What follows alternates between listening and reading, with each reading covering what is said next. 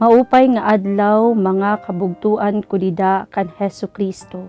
Aadi na kita han Domingo han Santissima Trinidad. Ako hi Sister Ellen Joy F. Olmedo han Congregation of the Augustinian Recollect Sisters para hanya na nga gospel power ha waray-waray. Kinadto ha Galilea an 11 nga tinun-an. Habukid nga ginpakadtuan ha ira ni Jesus. Han pakakita nira ha iya, ginsingbahiya nira, bisan kun may ada ha ira nagruhaduha. Hinara ni Jesus ngan ginsiring hira. Iginhatag ha akon an nga tanan nga gahom ha langit ngan hatuna.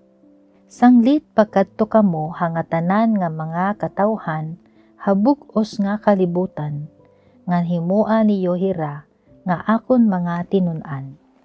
Bunyagi hira hangaran han Amay, nganhan Anak, nganhan Espiritu Santo, ngan tutduoy hira hin pagtuman, han nga tanan, nga akon iginsugo ha iyo.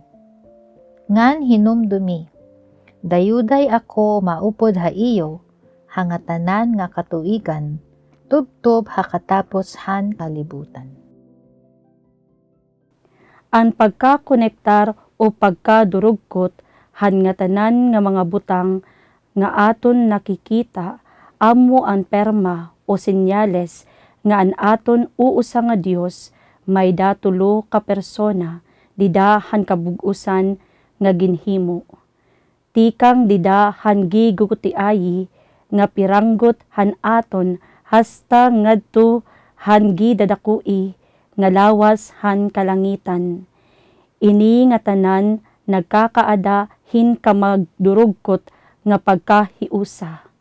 Waray man ta nag-uusaan tungod kay ginsasalamin man ang pagkaurusa ngan suok han paraghimo. Kita nga mga tawo nga ginhimo para sumilhag o magin espeho para mahiusa ngan duok ngadto han Dios nun nga aada hintulo ka persona. Para maaram hintama nga pagpili og naniguro nga makahimo. Kita nagtutubo dida han paghigugma nga diin na nagpapartisipar han Trinidad nga kinabuhi nga aada ha konteksto han kagawasan. Ngan ini nga kagawasan hinusa nga regalo dida han pagkabanhaw ni Kristo. Para hakagawasan, hi Kristo ang nagawas haaton.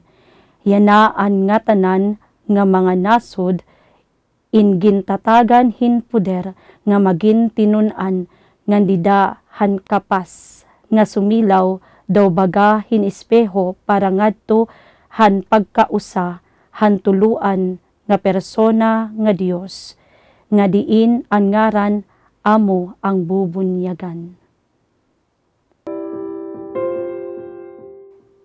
Himaya haamay ug haanak ug han Espiritu Santo sugad hadton katinikangan niyan ug ha kadayunan hangatanan nga mga katuigan.